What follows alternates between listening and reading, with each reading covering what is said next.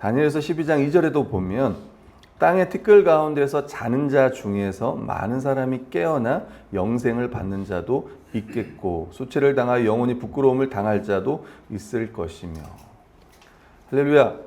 여러분 혹시 교회 안 다닌 사람들 중에도요 귀신을 믿어요. 그렇지 않아요?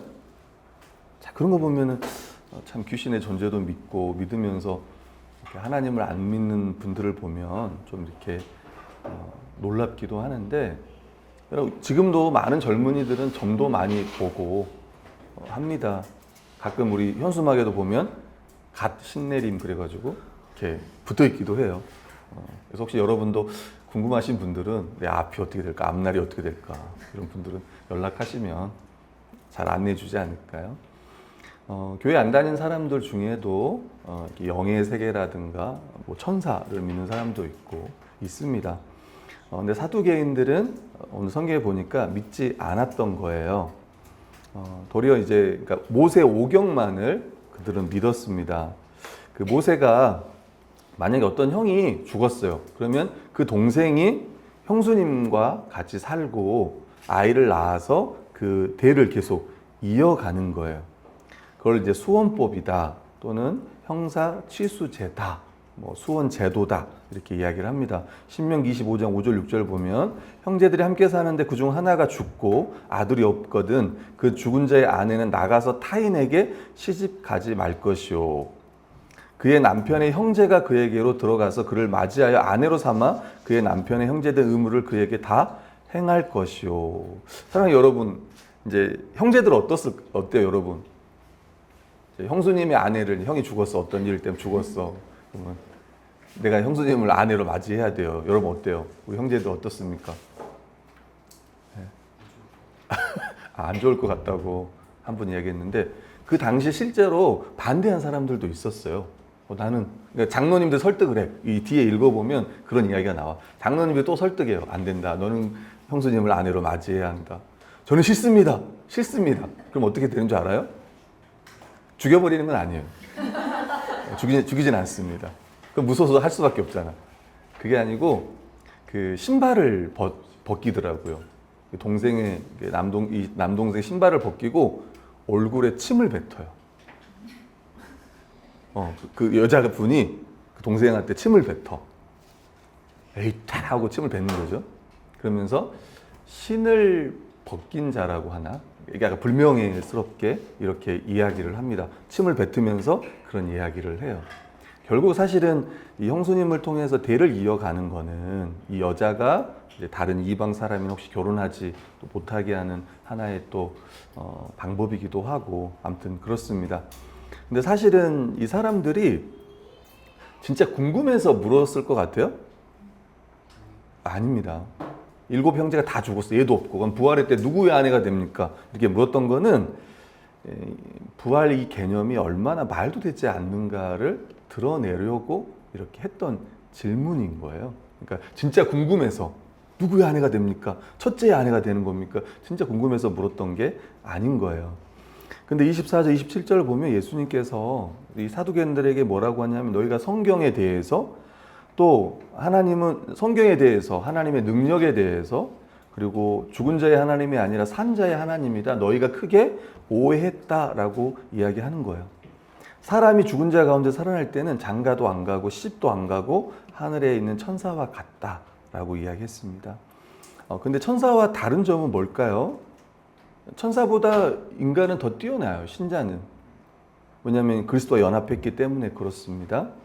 천사와 같다는 말은 천사처럼 영원히 하나님과 함께 살게 되는 측면에서는 천사와 같지만 천사보다 비교할 수 없을 정도로 영광스럽죠. 그래서 여러분도 알다시피 이제 성경을 보면 너희가 무슨 노릇을 한다 그래요? 네, 왕노릇 한다라고 이야기를 합니다. 어찌 보면 천사는 모르겠어요. 저희가 부리는 종이 될지는 모르겠는데 아무튼 그렇습니다. 그래서 가끔 청년들한테 지난주에 우리가 이제 30대, 40대 같이 했는데 제가 그런 이야기는 했습니다. 천국 가면 절대 결혼하지 못하니까 꼭 이 생에서 결혼을 꼭 했으면 좋겠다. 이렇게 이야기는 드렸어요. 꼭 안 해도 괜찮고 해도 괜찮고 하면 더 좋고 말씀드렸습니다.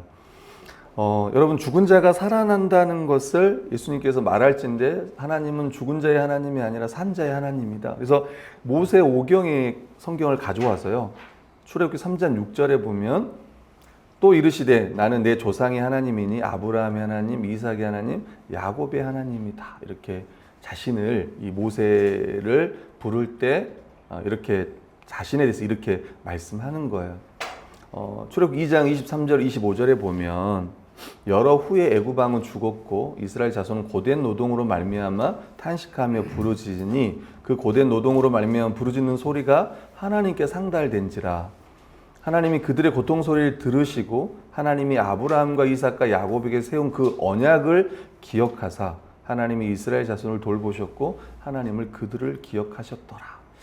다시 이야기하면 여러분 죽은 사람이 살아나지 않는다면은 하나님은 죽은 사람에게 약속하지 않으셨을 거예요. 죽은 사람에게 약속한 들 이게 무슨 의미가 있어요? 그잖아요. 내 백성을 삼겠다. 이 땅을 너희에게 주겠다. 근데 다 죽어버렸단 말이에요. 그게 무슨 의미가 있겠냐는 거예요. 이 사두개인들은 하나님과 이스라엘 이 백성들 사이에 언약 관계를 잘 이해하지 못했던 거예요. 신실하신 하나님은 언약 백성을 이 종말에 다시 그들을 신원할 거예요. 다시 말하면 그들을 구원할 겁니다. 그게 이사야서 26장 19, 21절에 아까 읽었던 말씀이에요. 주의 죽은 자들은 살아나고 그들의 시체들은 일어나리이다 라고 하는 주의 백성들이 다시 살아날 거다, 다시 깨어날 거다, 하나님께서 그렇게 하실 거다라고 했던 그 언약을 그들은 잘 이해를 못했던 거예요. 여러분, 예수님은 이제 십자가에서 죽으시기 전에 잘 생각해 보세요. 3번 내가 고난받아 인자가 이 장로들과 서기관들에 의해서 내가 이방인들의 손에 넘겨주고 내가 죽을 거야. 그러면서 예수님 또 뭐라고 이야기해요? 내가 3일 만에 다시 살아날 거야. 예수님은 이 부활만 선언한 게 아니고 실제로 그분은 부활하셨습니다.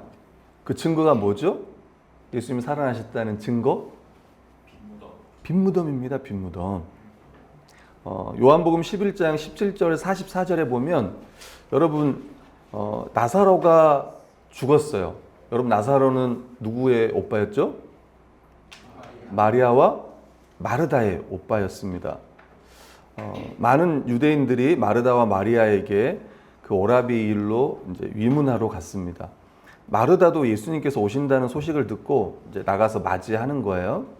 마르다가 예수님께 이제 그렇게 말합니다. 주님이 여기 계셨더라면 제 오빠는 안 죽었을 겁니다. 그러나 나는 이제라도 주님께서 무엇이든지 하나님께 구하시는 것을 하나님께서 주실 줄 알겠습니다. 그때 예수님이 갑자기 그래요. 네 오라비가 살아날 거다. 마르다가 뭐라고 얘기했냐면 마지막 부활의 때에는 다시 살아날 줄 내가 아나이다. 이스라엘 백성들도 마지막 때에 살아날 것을 믿었던 거예요. 이 마르다도 그랬고 마지막 부활의 날에 살아날 걸 제가 압니다. 그때 예수님께서 이제 25절, 26절 이렇게 말씀하는 거예요. 같이 읽어볼게요. 시작. 예수께서 이르시되 나는 부활이요 생명이니 나를 믿는 자는 영원히 죽지 아니하리니 이것을 내가 믿느냐? 27절에 보면 여러분 성경에는 없지만 네 믿습니다. 주는 그리스도요 세상에 오신 하나님의 아들이신 줄 내가 믿나이다. 28절에 이 말을 하고 돌아가서 가만히 그 자매 마리아를 불러 말하되 선생님이 오셔서 너를 부르신다. 마리아가 이 말을 듣고 급히 일어나 예수께 나아갑니다.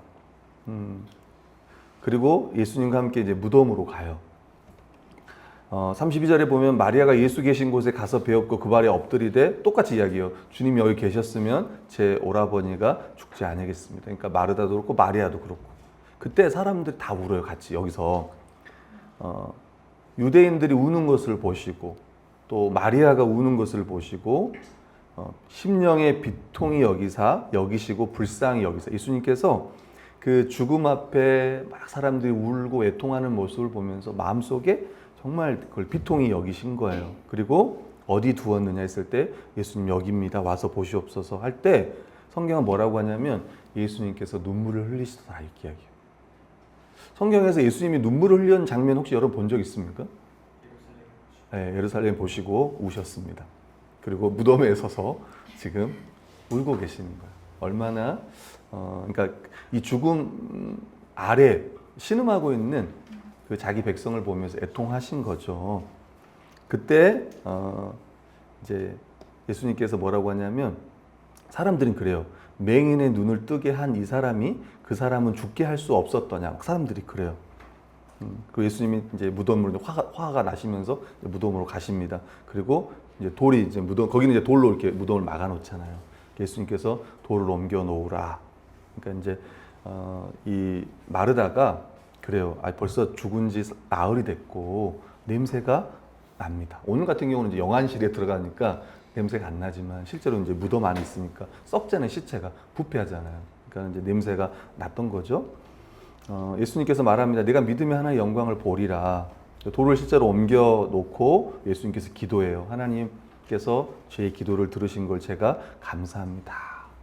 그리고 아버지께서 나를 보내신 것을 그들로 믿게 하려 합니다. 그러면서 예수님이 큰 소리로 부릅니다. 나사로야 나오너라. 이렇게. 나오라. 이렇게. 나사로야 나오라. 그러니까 나사로 어떻게 나와요? 예. 예. 그냥 그 수족을 죽은 자가 이제 수족을 이제 이렇게 감싸놨을 거 아닙니까? 얼굴도 수건에 쌓였고 그대로 나와요. 여러분이 그 광경을 보면 어떻습니까? 예. 근데 우리는 그럴 거예요.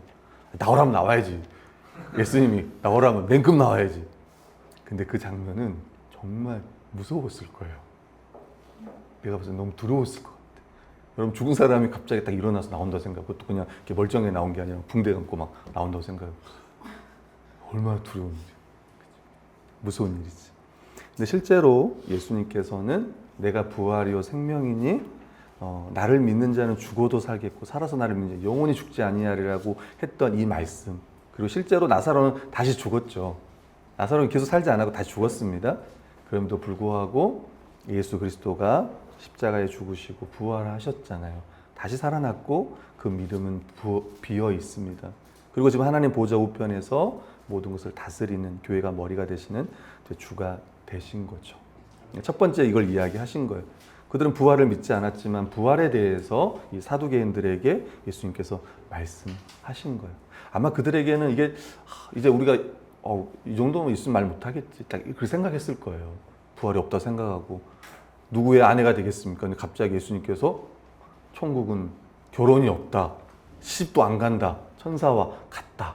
그러면서 부활에 대해 말씀하셨으니까 어땠을까요? 두 번째는요. 서기관 중 한 사람이 첫째 되는 계명에 대해서 말씀하는 거예요. 많이 설명하진 않겠지만 여러분 예수님께서 뭘 이야기했습니까? 그러니까 유대인들은 그 당시 이 서기관들은 율법 해석가고 율법을 가르치는 전문가들이었는데 율법을 613가지로 구약의 이 명령을 613가지로 딱 정리를 했어요. 분류를 한 거예요. 그래서 어떤 계명은 큰 계명이고 어떤 계명은 작은 계명이고 이걸 가지고 서로 많이 논쟁도 하고 했던 거예요. 그래서 예수님께 와서 물어보는 거예요. 예수님, 가장 첫째 되는 계명이 무엇입니까? 그때 예수님께서 이 쉐마의 말씀이라고 하는 신명기 6장 5절. 쉐마가 뭐냐면 들으라라는 말이 듣다라는 말이 쉐마예요. 그래서 이 이스라엘 백성들이 이 신명기 6장 4절 5절 말씀을 아침 저녁으로 암송하는 말씀이에요. 지금도 이스라엘아 들으라 우리 하나님은 유일한 주시다. 이 말씀을 지금도 계속 사도신경처럼 주기도문처럼 매일 암송하는 말씀이기도 합니다. 근데 오늘 성경에 보면 뭐라고 얘기하냐면 내 마음을 다하고 목숨을 다하고 뜻을 다하고 힘을 다하여 주 너의 하나님을 사랑하라 이렇게 말하는 겁니다.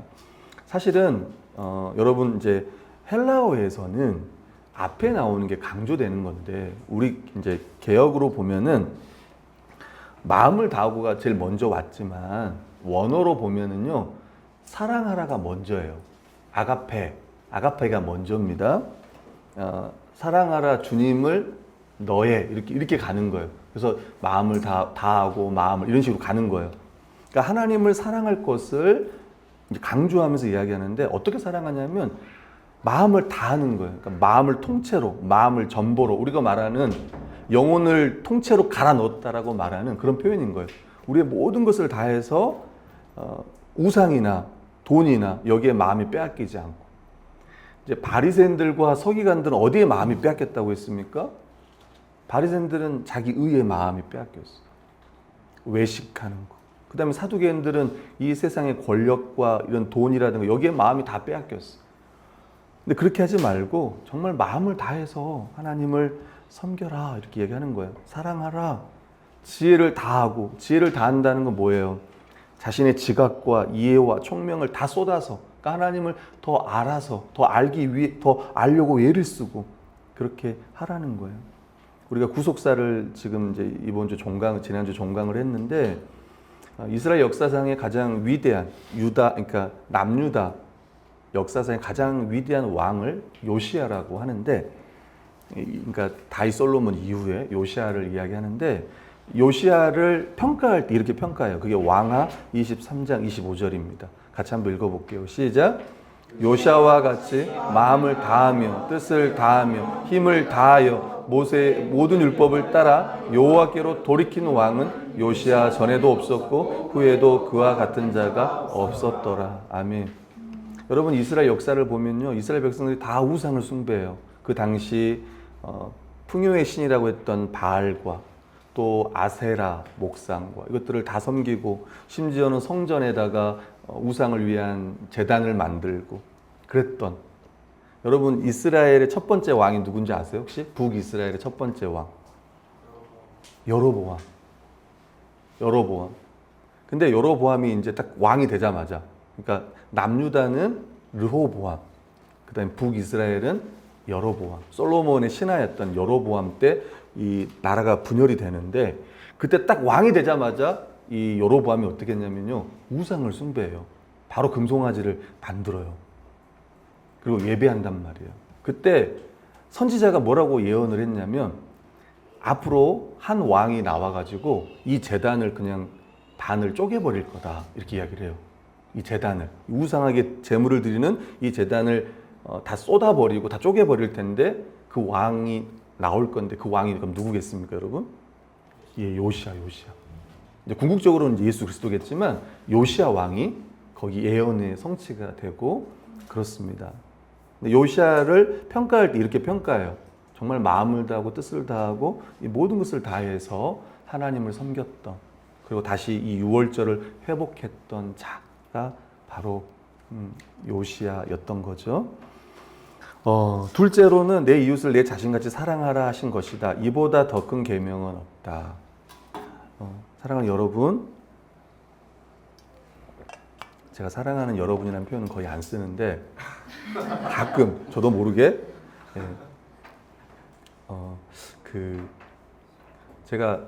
저는 이스라엘 백성들은 그렇게 생각했다고 생각했어요. 하나님을 사랑하고 이웃을 사랑하는 게 하나님이 주신 가장 큰 계명이라고 그들은 생각했다고 생각했는데, 제가 이제 성경을 연구하면서 또 책들을 살펴보니까 이렇게 말한 랍비가 없대요. 여러분, 랍비가 선생님이거든요. 선생님. 그러니까 지금 사두개인들, 이 사람들이 딱 길을 지나가잖아요. 그럼 사람들이 랍비요. 그러니까 이거 가장 존경하는 표현이에요. 선생님이요. 김 선생, 정 선생이 아니라 스승, 약간 스승 느낌의 그 존경받는 훈장님? 이런 높임말인 거예요. 랍비요. 근데 지금까지 하나님 사랑을 가장 큰 계명으로 이야기했지, 둘째 계명인 이웃을 사랑하라는 계명은 그 어느 랍비도 이야기하지 않았대요. 이걸 같이 이야기하는, 하나님 사랑과 이웃 사랑을 같이 이야기했던 랍비는 없었다고 하더라고요. 내가 책을 더 살펴봐야겠지만, 제가 어제 설교 준비하면서 봤던 책들 중에는 예수님이 처음으로 이 이야기를 한 거예요. 그럼 구약 성경에는 이웃을 내 몸처럼 사랑하는 게 없었냐? 있었어요. 레위기 19장인가 있잖아요. 19장 18절인가요? 이웃을 내 몸처럼 사랑하라는 말은 구약에도 있었는데, 하나님 사랑과 이웃 사랑을 같이 이야기하는, 첫째 계명, 둘째 계명, 이보다 더 중요한 계명이 없다고 이렇게 말하는 랍비는 처음이었던 거예요. 예수 그리스도가 그렇게 이야기를 하는 거예요, 지금. 여러분, 하나님을 사랑한다면 이웃을 사랑해야 합니다. 그러면 이제 우리가 자연스럽게 질문하는 거 뭐예요? 그럼 이웃이 누구입니까? 여러분, 이웃이 누구예요? 이스라엘 백성들에게 이웃은 누굽니까? 그들이 가장 싫어했던 사마리아인들. 이들도 너희 이웃이라고 이야기하고, 심지어 마태복음에서는 누구까지 우리 이웃이에요? 원수들. 여러분 뭐라고 얘기했습니까? 원수. 원수가 오른뺨을 때리거든 왼뺨을 돌려대고 원수를 위하여 기도하라. 근데 가끔 우리는 그렇게 생각해요. 우리 교회에 내 원수가 있다고 생각해요. 그것도 멀리 안 가고 우리 교회. 아니 모르겠어요. 심지어 우리 집안에 혹시 여러분 이 원수는 예수님 안 믿는 사람이 원수입니다. 일단은 뭐 가족 중에 안 믿는 사람이 원수다 이런 말이 하는 건 아니고 신약 성경에서는 우리 이웃을 저 사마리아인 그리고 더 나아가 로마 그 당시에 로마 사람들 있잖아요. 막 괴롭혔던 사람들 진짜 오른뺨을 때렸던 이런 사람들까지도 너희가 그들을 위해서 기도하라. 그들을 사랑하라고 예수님께서 말씀하셨던 거예요. 특별히 우리가 사랑해야 될 이웃은 이제 교회 성도들입니다. 뭐라고 이야기합니까? 이 서기관 중 한 사람이 예수님의 말씀을 듣고 선생님 말이 맞습니다.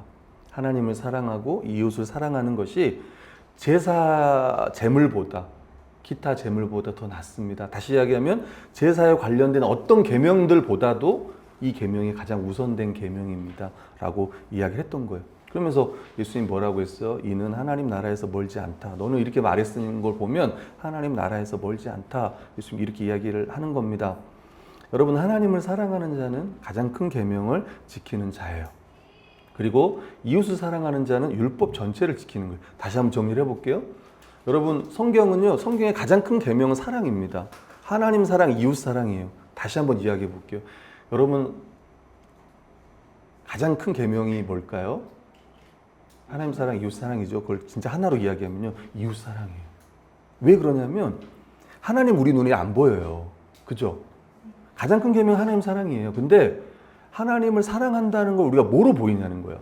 자칫 우리는 이렇게 생각할 수 있어요. 내가 예배 드리는 걸 통해서, 내가 기도하는 걸 통해서, 우리의 어떤 경건의 모습을 통해서 하나님을 사랑한다라고 마음을 거기 안에 표현할 수는 있겠지만 성경에서 말하는 건 이웃들을 어떻게 내가 대하느냐는 거예요. 근데 다시 말하면 이웃을 사랑하는 자가 진짜 하나님을 사랑하는 자예요. 다시 이야기하면 이웃을 사랑하는 자가 진짜 하나님을 참되게 예배할 수 있는 거예요. 다시 이야기하면 이웃을 정말 사랑하는 자가 율법을 지키는 자예요. 아멘? 아멘.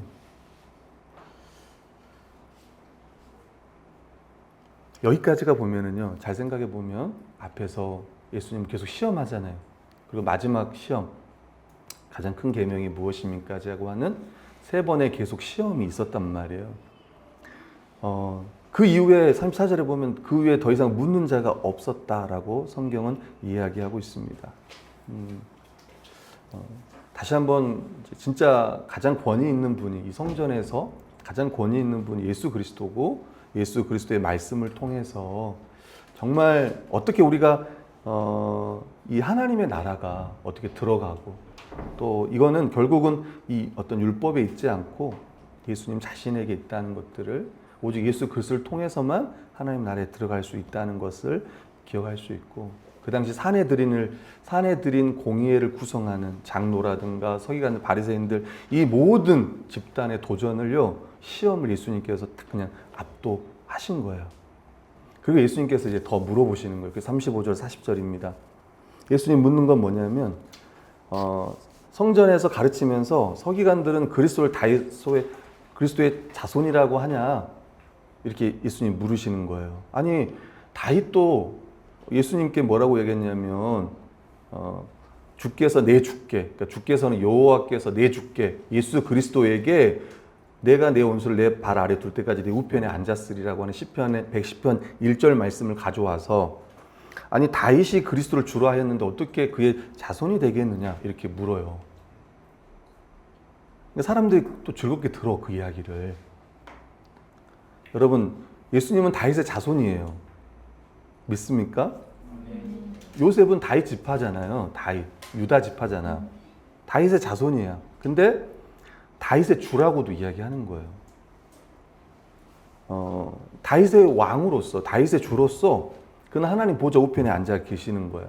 십자가로 모든 이 죄와 이 사망의 문제를 해결하시고 이 사탄, 이 원수를 굴복시키고 하나님 나라를 가져오실 분이라고 오늘 성경은 말하는 거예요. 예수 그리스도가 이루는 그 하나님의 나라는 다윗이 이룬 그 나라, 우리가 말하는 그 가장 하나님 나라의 모형이었던 다윗 솔로몬 시대를 더 능가하는, 아니 비교할 수 없는 만왕의 왕으로서 그가 주라는 것을 오늘 성경은 이야기하는 거예요. 여러분, 그냥 예수님은 다윗의 자손일 뿐만 아니라 하나님의 아들이에요. 다시 얘기하면 하나님이라는 거예요. 여러분, 이 신약이 주장하는 것은 뭐냐면, 지금까지 구약 백성은 누가 하나님이에요?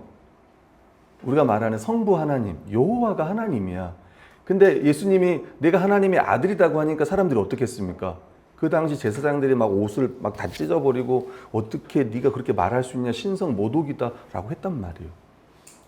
다르게 이야기하면 물어봐요. 네가 진짜 찬송을 받으실 이의 아들이냐? 물어요. 네가 정말 그리스도냐? 물어요. 그러니까 예수님 뭐라고 했어요? 내가 그다라고 이야기합니다. 예수님 십자가에 죽으실 때 마지막 그 백부장이 마지막 예수님 딱 운명하시는 걸 보고 뭐라고 이야기합니까? 그는 진실로 하나님의 아들이었소이다. 다시 이야기하면 그는 진짜 하나님이었습니다. 이렇게 고백합니다. 하나님의 아들이라는 말은 하나님이라는 이야기. 이게 신약의 주장인 거예요. 그리고 우리의 믿음인 거예요. 우리의 믿음의 고백인 거예요. 그리스도는 하나님의 아들이십니다. 그리스도는 하나님이십니다. 그리스도는 주이십니다. 이 고백인 겁니다. 그러면서 예수님이 당시의 서기관들을 삼가라 이렇게 이야기하고 있습니다. 그들은 긴 옷을 입고 다녔습니다. 사람들과 구분되게 긴 옷을 입고 다니고 또 문안 받는 것, 또 회당의 높은 자리, 앞자리, 잔치의 가장 상석에 앉기를 원했던 거예요. 그들을 삼가라라고 얘기해요. 여러분, 저는 제가 제 방에 목사 가운 있는데 안 입고 있어요. 검정색 가운인데 안 입어요. 왜 안 입겠습니까? 더워서. 왜 겨울에는 안 입겠습니까? 추워서. 예. 여름은 덥고 겨울은 춥고. 사실 그 목사 가운을 입는 이유가 저도 처음 이제 목사 가운을 입게 될 때 알았어요. 목사 가운을 입는 이유는 뭐냐면, 검정색인 이유는 뭐냐면 자신을 감추고 그리스도만을 드러낸다. 그리스도의 말씀만을 드러낸다는 의미로 그냥 검정색, 아무 무늬도 없는 검정색 가운을 입는 거예요. 근데 어떤 목사님들은 박사 가운을 입는 거야. 나는 박사다라는 걸 드러내. 박사다. 그럼 검정색만 있는 게 아니라 무슨 줄무늬 같은 게 뭐가 있을 거예요. 그런 것들은. 다행히 모자 안 쓰고 나와서 얼마나 다행인지 모르겠어요. 학사모 안 쓰고 다행인지 모르겠어요. 무조건 다 그렇게 말하기는 어렵지만. 저도 마찬가지겠죠. 저도 성도들에게 더 이렇게 인정받고 싶고 더 대접받고 싶고 아마 그럴지 모르겠습니다. 그럴지 모르겠습니다. 아니라 그럽니다. 저도 서기관과처럼 그런 사람입니다. 그리고 과부의 가산을 삼키고 외식으로 길게 기도하는 자라고 오늘 성경을 이야기해요. 재물을 탐할 뿐만 아니라 진짜 외식하는 자들이다라고 이야기해요. 이들 위해 하나님의 큰 심판이 기다리고 있어요. 여러분, 우리는 지금 계속 이 예수님의 십자가의 길을 통해서 하나님 백성이 걸어야 할 제자도가 어떤 건지, 진짜 하나님의 나라가 어떤 나라인지를 우리는 생각해 볼 수 있는 거예요. 다시 이야기하면 결국 이 서기관들은 이 세상의 나라는 다시 이야기하면 자신의 이익을 추구하는 나라예요. 하나님의 나라는 반대입니다. 오늘 이제 뒤에 나오는 과부의 모습을 통해서 우리에게 보여주는 거예요. 과부는 어땠습니까? 41절 40절에 보면요. 생활비 전부를 헌금함에 다 넣었어요. 근데 그게 얼마예요? 둘의 돈이니까 오늘날 우리나라로 말하면 1,000원이에요. 사실 우리 결의만 또 못해요. 우리 결의는 그래도 좀 더 하죠, 헌금을.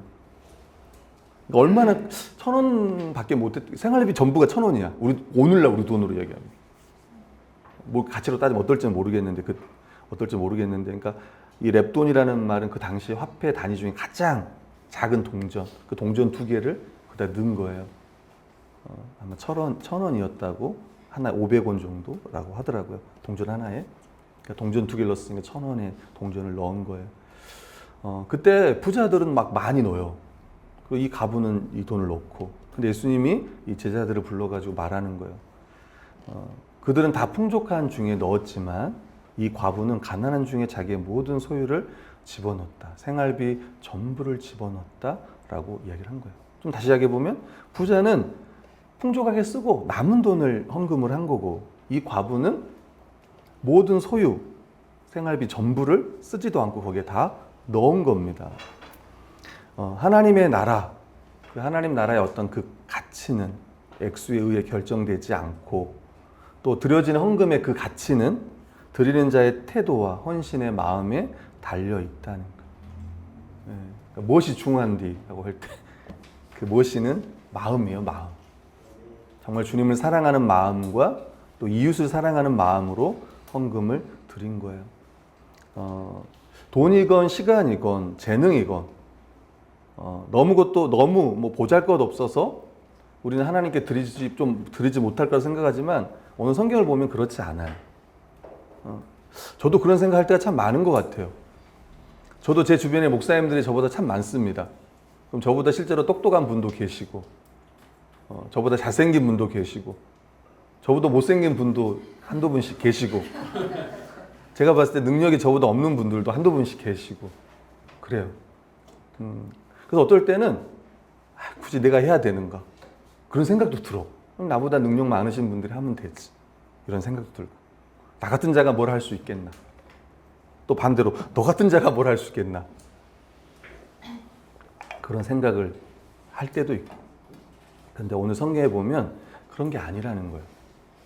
우리가 할 수 있는 만큼 하는 거예요. 아멘. 최선을 다해서 하는 거예요. 하나님께 드리는 것은 그게 얼마나 작거나 어떤 너무 변변찮다고 생각하지만 그와 상관없이 하나님께서 그 마음을 보시고, 그러니까 하나님의 환율이라고 하는 거는 이 세상의 환율과 다른 거예요. 하나님 우리의 마음을 보는 거예요. 과부가 자신이 가진 이 전부를 바쳤다는 건 다른 말로 하면 그의 생명을 다 바친 거예요. 그죠? 생활비 전부를 바쳤습니다. 자신의 생명을 다 바친 거지. 여자는 자기 인생 전부를 다 하나님께 드린 거예요. 그러니까 여러분 이제 누가 생각이 나요? 전부를 다 바치신 분 누가 생각이 납니까? 예수 그리스도. 그분이 골고다에서 모든 것을 이 교회를 위해, 제자들을 위해 다 주님을 위해 쏟아붓는 이제 그 장면을 우리가 생각해 볼 수 있습니다. 묵상과 적용하겠습니다. 첫 번째, 부활은요 복음 핵심입니다. 제가 적었는데 한번 같이 읽어볼게요. 시작. 결혼 제도는 부활 후 없나요? 한번 읽어주세요. 시작.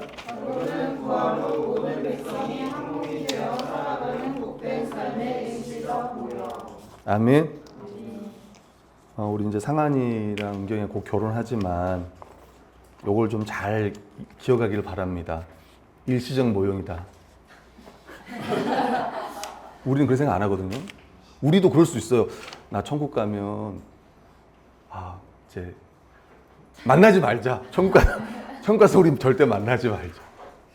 천국 가서는 절대 만나지 말자. 다시 태어난다면, 우리 가끔 이런 이야기도 하는데, 다시 태어난다면,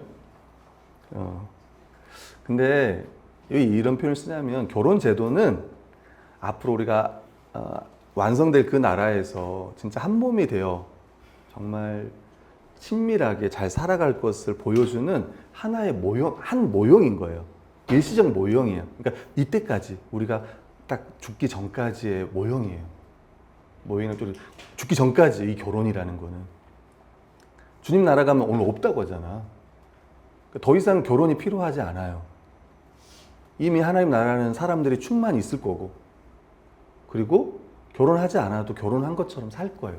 모든 사람이 한 몸으로, 한 생각으로 주를 위해 그렇게 살아갈 거란 말이에요. 그러니까 결혼이라는 게 더 이상 없는 거야. 근데 어떤 사람들은 이 세상에서 결혼이 전부인 것처럼 사는 사람들이 있습니다. 우리 청년들 마음속에 이럴 수 있어요. 직장, 결혼, 이 두 가지가 지금 아주 그냥 나에게 가장 중요한 관심사야. 네, 그렇다고 생각해요. 그렇지만 신자들은 결혼이 가지고 있는 이 신비를 믿어야 되는 거예요. 결혼 생활도 중요하지만 궁극적으로는 우리가 주님의 나라에 가서 그 천국에서의 삶을 하나 된 진짜의 삶을 살 거다라는 걸 생각하고 거기에 더 소망을 두고 살아야 돼. 그래서 어찌 보면 진짜 우리의 관심사는 결혼이 아니고 결혼 전에도 결혼 후에도 우리의 관심사는 이 땅에 있는 게 아니라 천국에 있어야 되는 거예요. 장가가고 가는 것을 넘어서 우린 천국의 소망을 더 둬야 될 거야.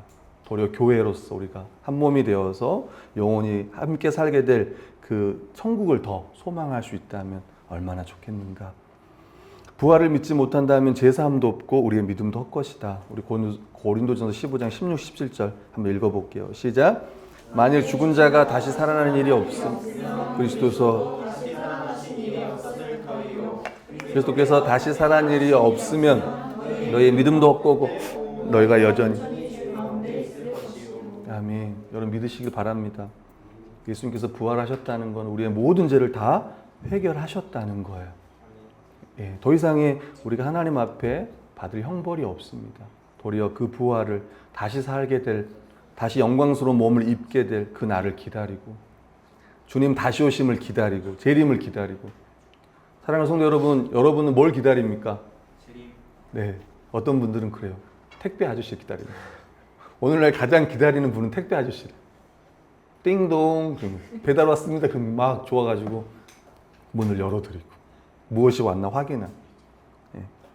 다른 사람의 이야기가 아니고 또 저희의 이야기이기도 합니다. 근데 다시 한번 택배 아저씨가 올 때마다 생각하는 거예요. 주님이 오시겠지. 주님이 더 좋은 걸 들고 오시겠지 생각하는 거예요.